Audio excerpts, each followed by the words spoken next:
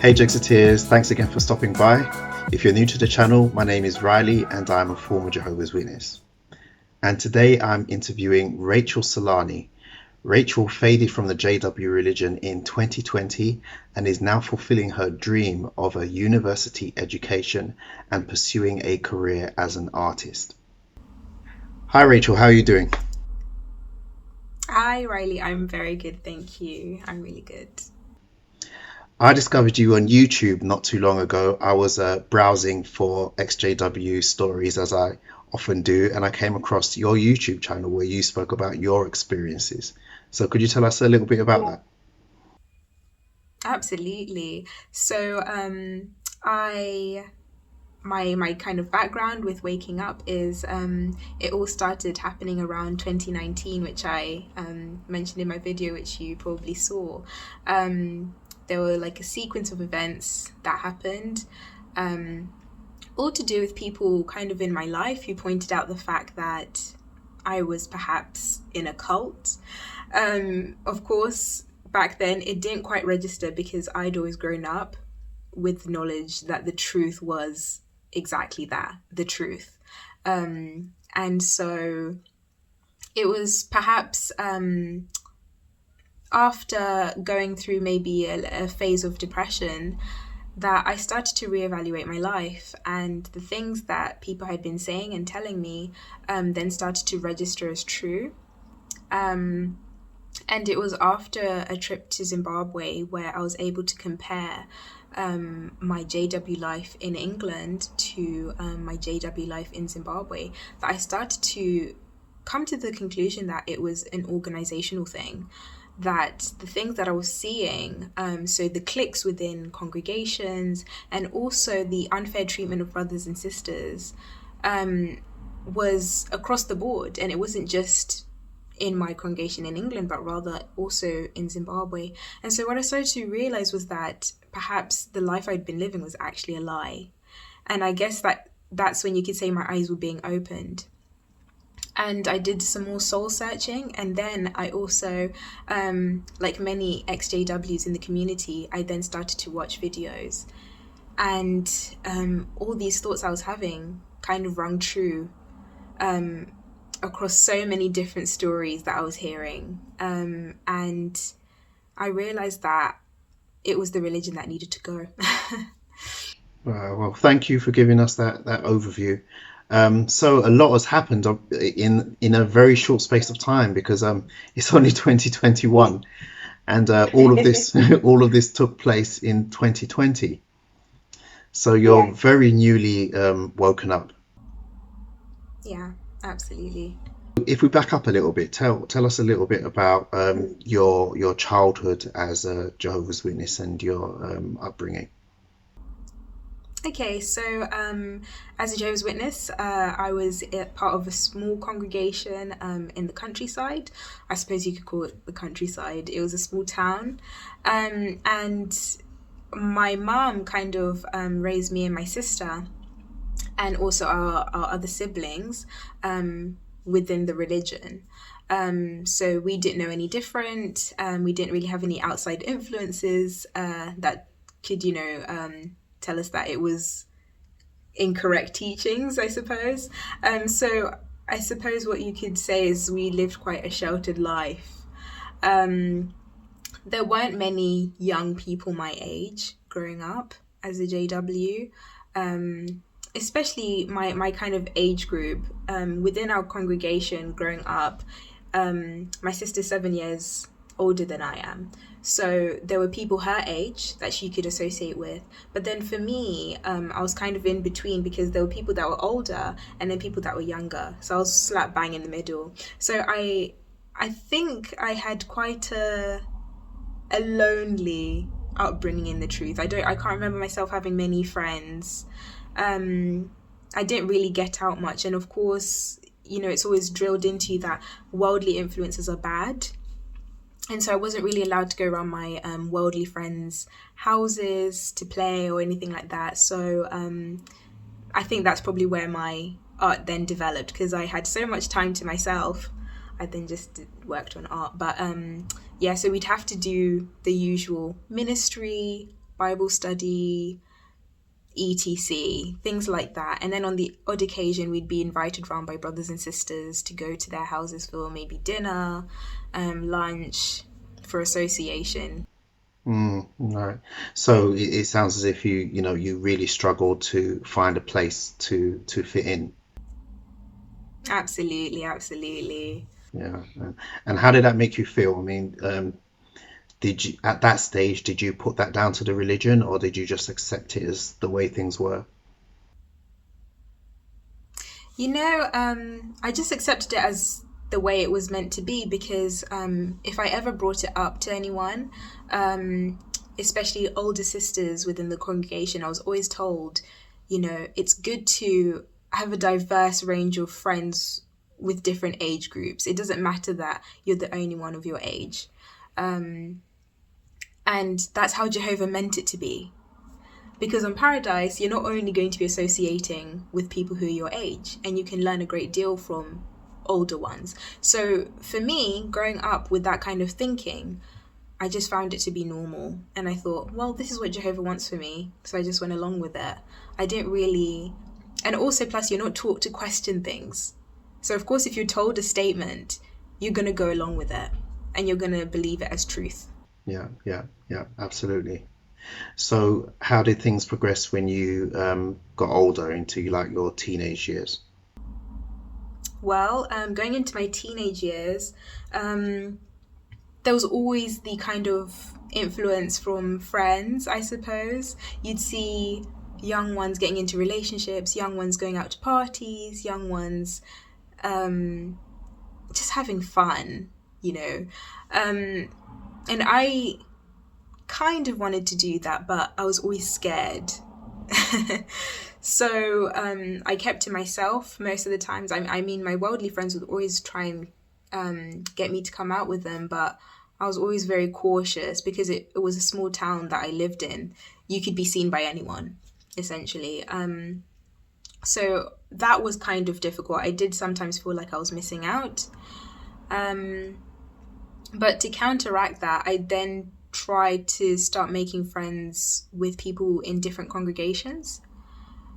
So I'd visit neighboring congregations to try and make some friends. But it was so difficult, Riley. It was so difficult because, as I've mentioned before, they were very cliquey. And within the JW community, what I found was that there's certain categories. So as a young person, I came from a single parent home. That immediately meant that I was not going to be deemed as spiritually strong as perhaps a person who comes from a two-parent family with a dad as an elder, you know?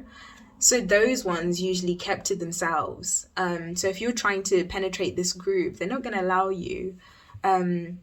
They'll just kind of keep you on the sidelines. So it was very difficult. So it just left me kind of in limbo because I was not allowed to hang out with my worldly friends, and I couldn't find a group of friends within the truth, within the organization.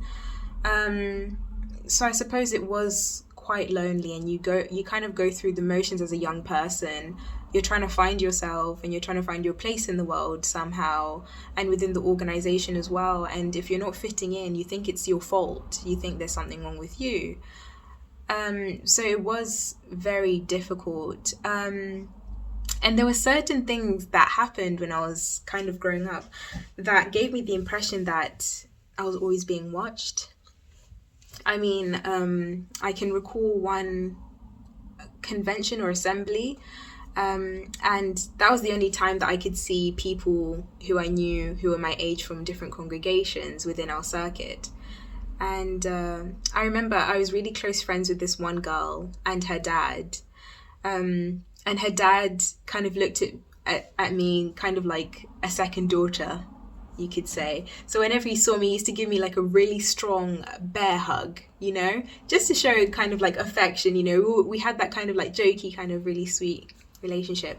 And I remember this one time, he gave me that really strong bear hug, and right behind him, I could see an elder from our congregation.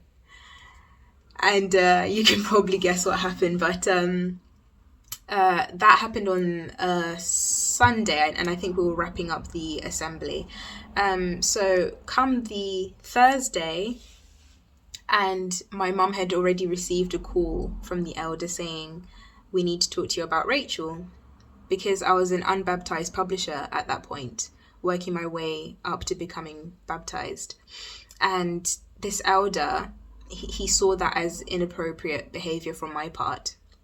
So they arranged to have a meeting with me and another elder on the Sunday. So come the Sunday now, after the meetings, and I'm taken to the kitchen because the B school was preoccupied with an elders meeting, I believe. And the elder who'd seen me hugging this other brother, he told me that it was essentially inappropriate of me because I was coming of age. I was 18 at that point. So he said to me that hugging a male in that kind of capacity was wrong because the male could get certain types of feelings towards me because I'm blooming or blossoming, right? And I was a very, very innocent girl, like 18. I know that to many people that's kind of like, oh, you'd be dating and everything. I wasn't dating. I didn't do anything like that. So I was so upset that they thought this of me, you know? And I remember coming out of the kitchen and I started crying, and I just walked home, and I was so upset because it was putting my kind of character to question and essentially making me out as something that I wasn't, as a seductress, essentially. And then also in the meeting, they told me that I shouldn't hug anyone, that the best course of action for me was to not show any affection like that. Wow. Wow. That's ridiculous. This is probably going to be a really stupid question. I think I already know the answer before asking it. But do you know if they spoke to him at all? Did they question him about his behavior that they, deemed to be inappropriate? No, they didn't. Of course not. Of course not. Like I said, I knew that was going to be the answer before I even asked. Absolutely. This is the thing. Absolutely. Yeah. Oh boy. It's disgusting. Yeah, I was very disappointed, and I lost a great deal of trust after that. I didn't trust the elders after that because I just thought, well, you're obviously watching me and you're expecting something bad from me, so you already have a preconceived notion of what I should be like. Yeah. So bad. So bad. So you were 18 at this point. Did you progress towards baptism eventually?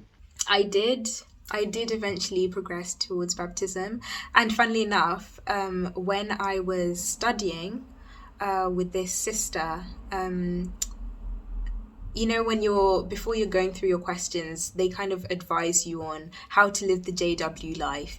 And I remember there was one statement that she made, and she was kind of like to me, Rachel, when you become a JW, or when you become a baptized sister, make sure that you're replacing your worldly friends with people within the truth, because they're going to act as your protection, your armor against the world.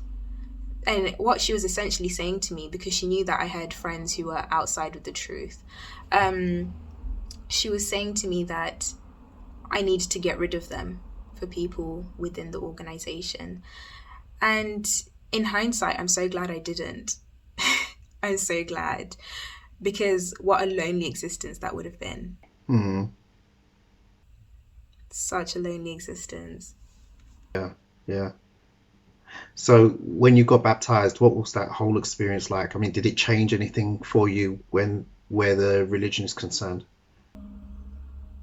That's a good question. When I got baptized, the lead up to it, I was so excited. I thought when I hit the water, when I was fully immersed, I'd come up a new person, like my dreams would come true or something. I'd have all these loads of friends within the organization, etc.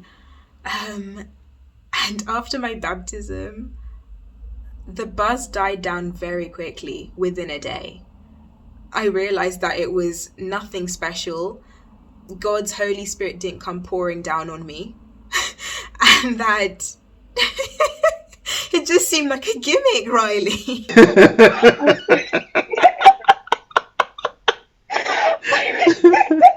I was like, what's going on?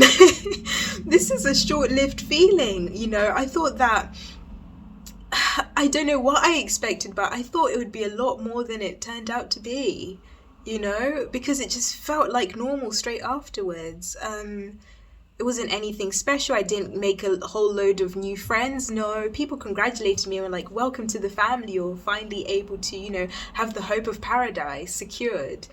But everyday life was the same. Quite boring. Right. So it was a huge anti-climax. Absolutely an anti-climax. Absolutely. Within a day of getting baptized, I realized, well, this is no different from before. Just you have a title now. Yeah.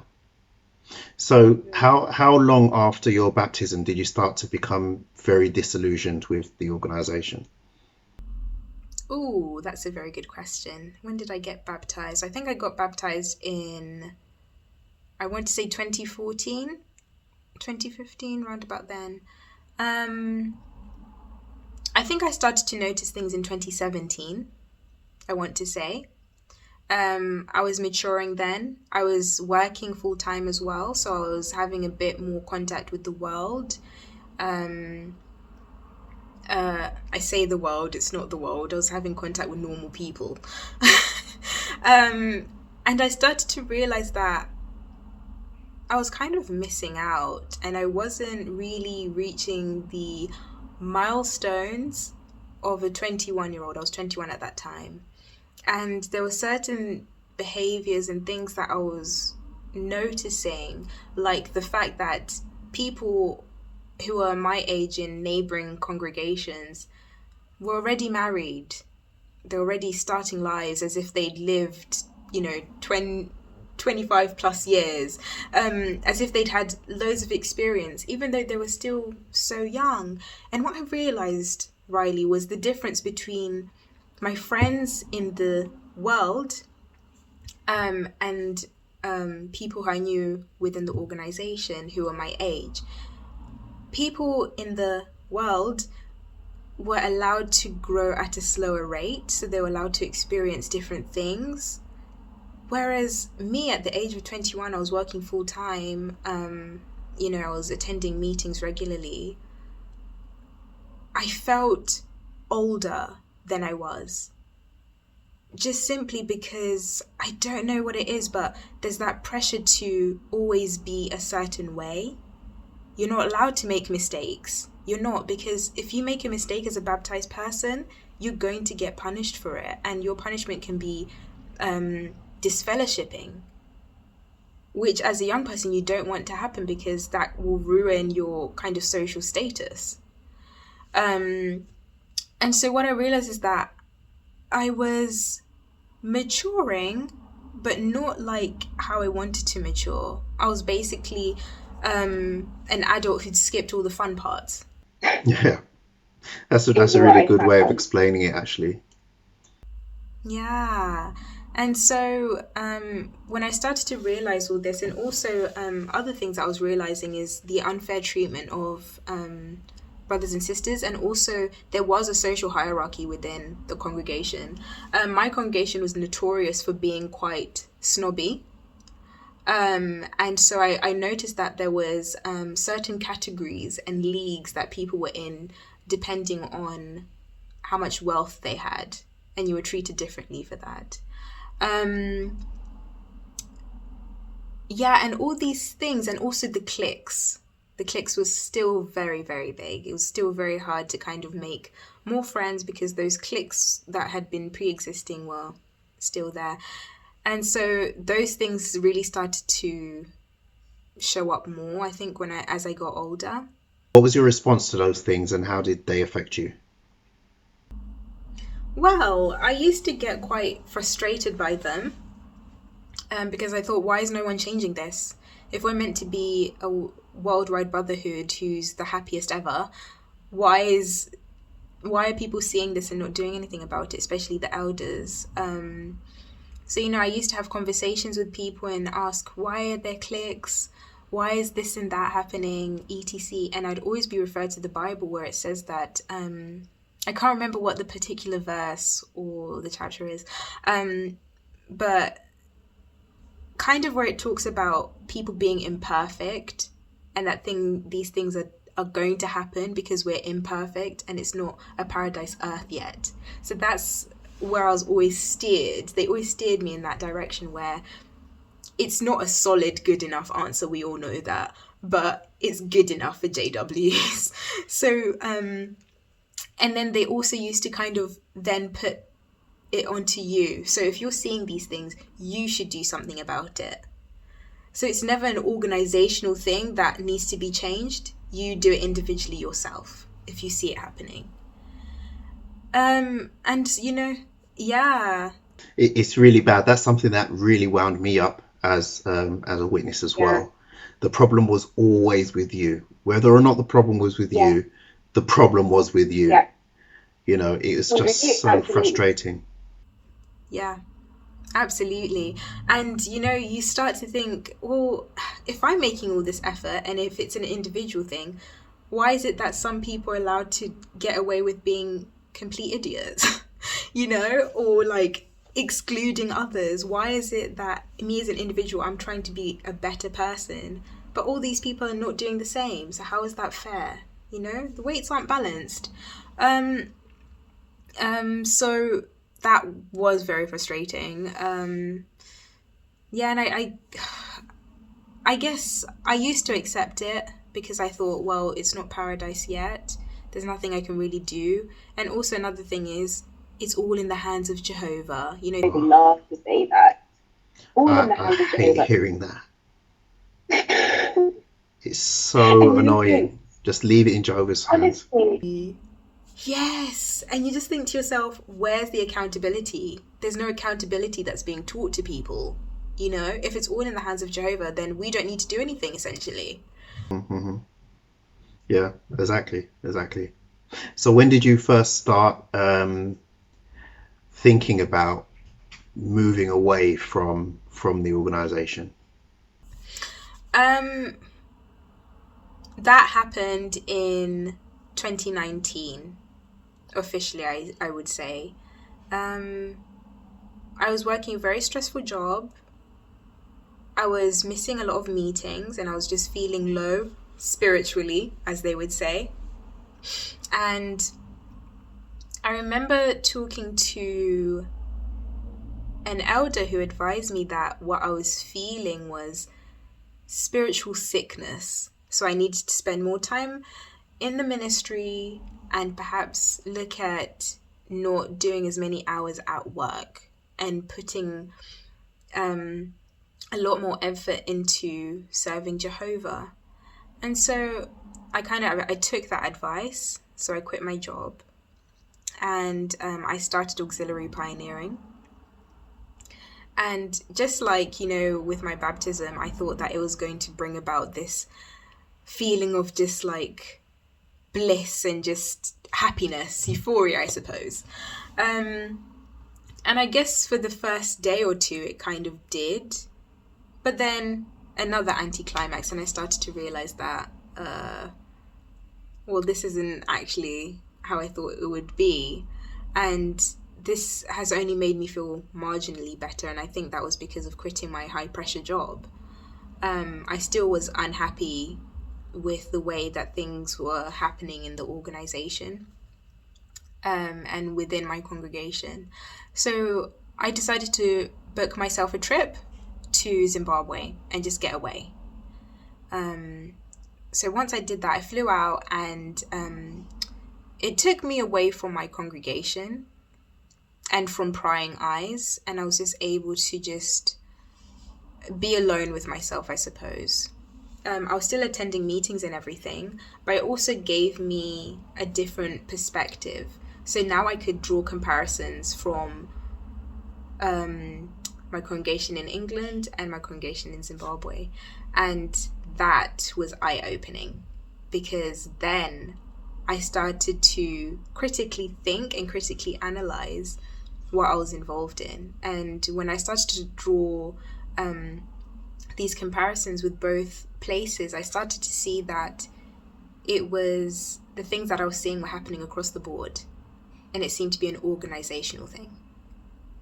And then as I started to question more and more, I started to realize that I had better relationships with people outside of the religion than I did within the religion. Because within the religion, it was always filled with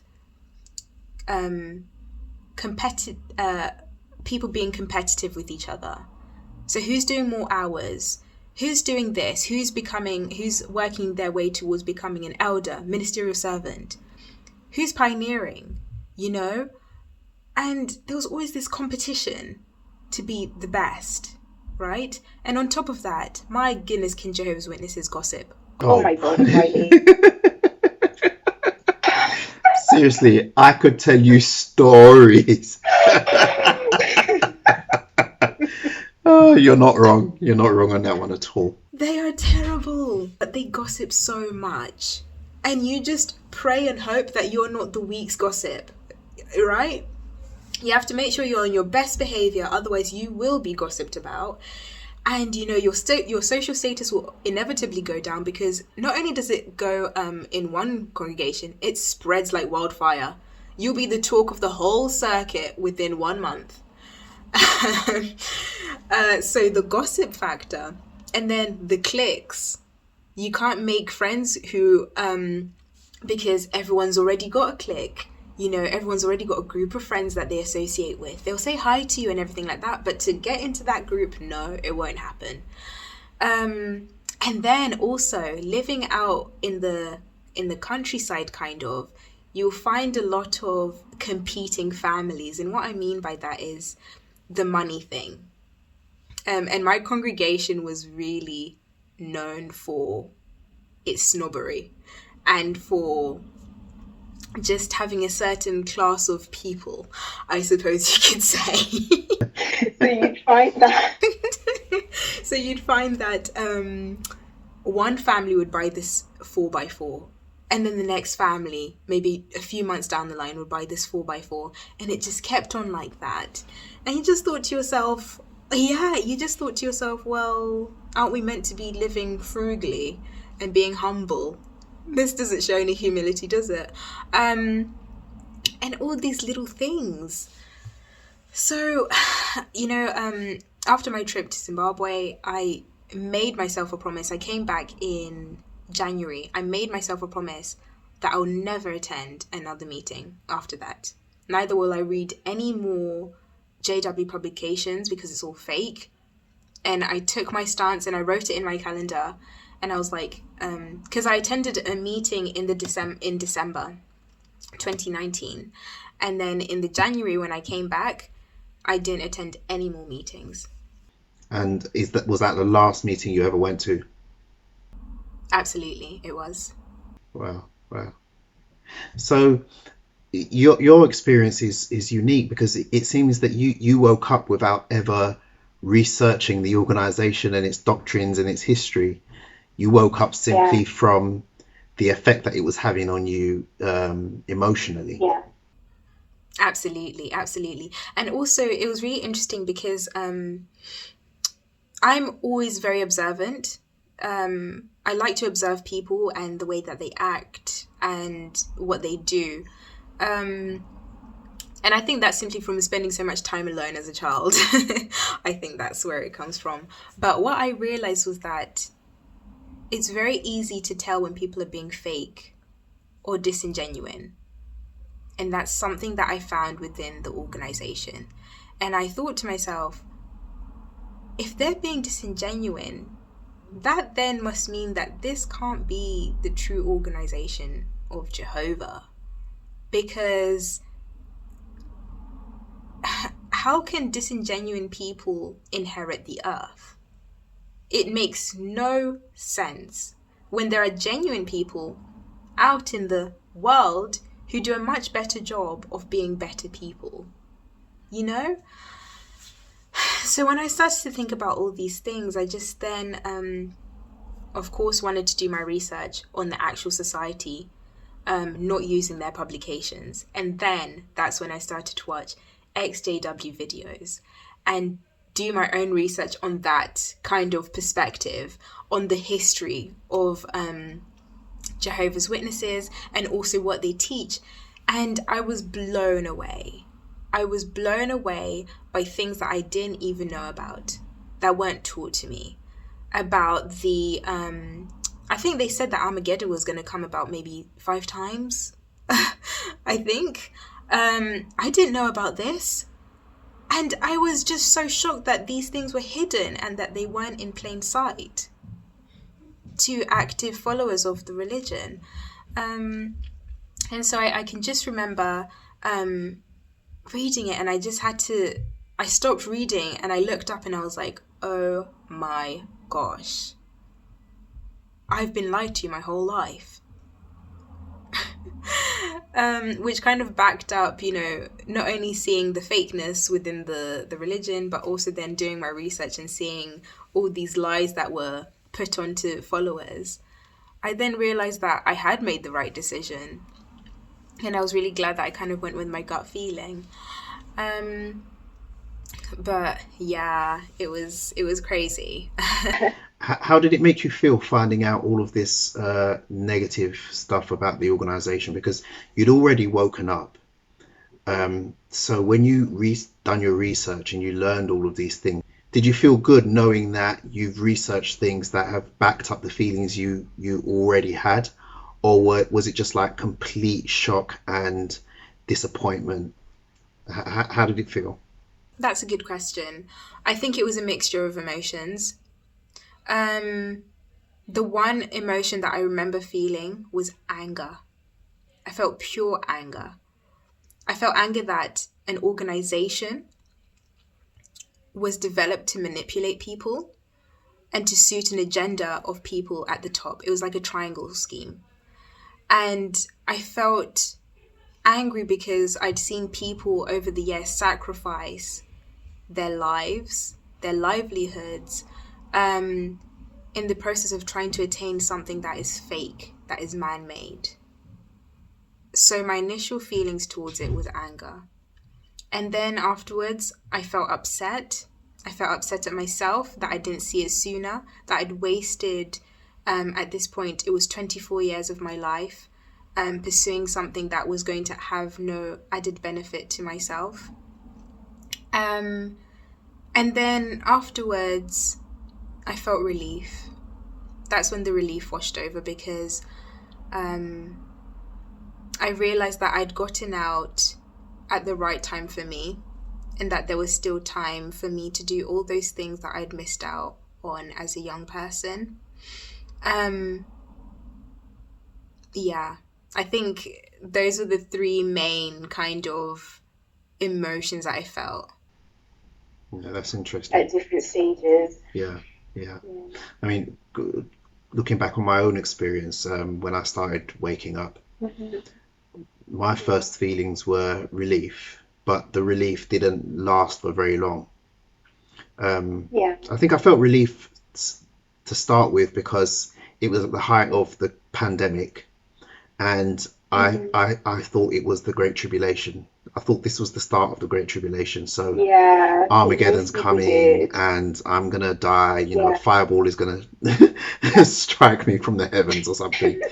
So when I woke up and realized that all of this is false, I felt relief straight away. But then afterwards, that's when I started to feel the anger and the resentment and the disappointment and the grief as well. So we go through a whole spectrum of emotions, not necessarily all in the same order as well. So how do you feel now? I mean, it's been I'd say just about a year since you woke up. It's been a year and a half now. Well, a year and a bit, actually, not a half yet. Yeah. Gosh, how do I feel now? I feel amazing, Riley. That is the honest truth. When I was waking up, it literally felt like I was a baby because I was reintroducing myself to the world as this person who needed to relearn everything. My whole perspective on the world, the way it works, and also my worldview was completely distorted with JW thinking. And so now, a year and a bit later, I've done all that relearning that I need to do. It's a continuous journey, but I'm in a much better state mentally, emotionally, and physically.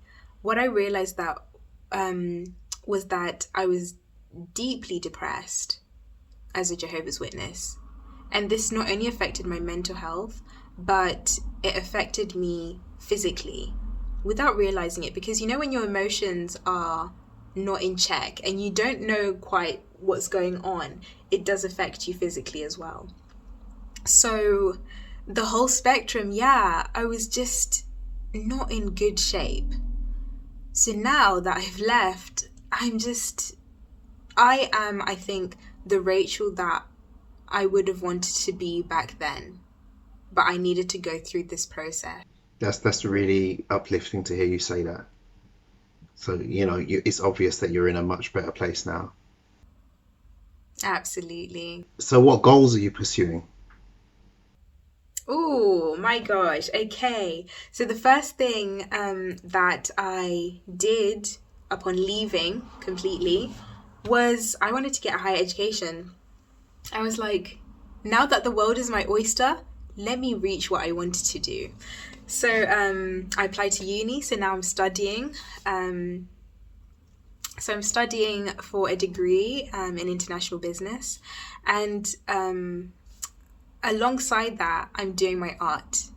And it's amazing because I've gone through all these kind of negative emotions of, coming out of the religion, finding myself, defining my identity as Rachel, the ExJW, I suppose you could say. And through all that pain has come something beautiful because it's fueled my creativity in ways that I could never have imagined. And that's a factor that I didn't realize was being suppressed as a Jehovah's Witness, was my creativity. Because you're always kind of policed with what you can do. You can't create artwork that's politically driven or socially driven because those are factors that they always warn against because it's worldly and you're not to have anything to do with the world. So you have to play it very safe. But now I can say whatever I want and I can use my art to do the talking for me. So those are the things that I'm actively pursuing now. And then also I'm dating now. I don't know whether I'm meant to say that on here, but that's absolutely fine. You're allowed now.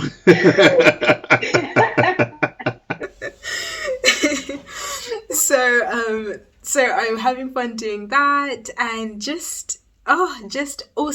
also Riley, just being able to dress how I want to style myself how I want to, things like that. But yeah, just becoming a better version of myself, essentially. That's wonderful. That's wonderful. And you wear it very well. It's obvious that your life now is having a very positive effect on you. Absolutely, I hope so. That's great. So it's been an absolute pleasure speaking to you. Thank you so much for sharing your story with us. Thank you so much for having me, Riley. You're most welcome. It's been an absolute pleasure.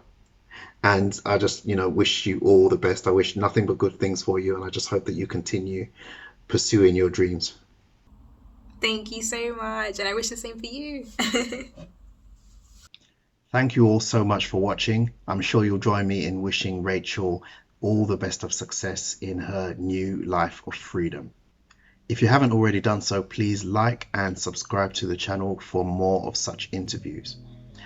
Thanks again for watching. I hope you enjoyed it. Please proceed to the Jexit in an orderly fashion, and I'll see you in the next one. Thank you so much for watching to the very end of the video. If you haven't already done so, please like, leave a comment and subscribe to the channel.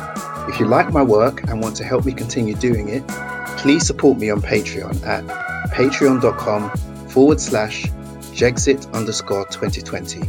And with that, I'd like to sincerely thank these very special patrons who make these videos possible.